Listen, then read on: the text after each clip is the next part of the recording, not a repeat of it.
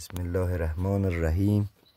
اینم جایی که برگ توتون ها را خشک میکنند و الان شعله خیلی کم هسته و داره گرم میشه و برگا به حالت زرد رنگ در بیایه. وقتی که زرد شد شعله رو بالا میدیم که خشک شود. بعد از اینی که خشک شد توتون ها را از اونجا باز میکنیم و به این حالت در میاد، تمیز و زرد، خیلی خوشگل.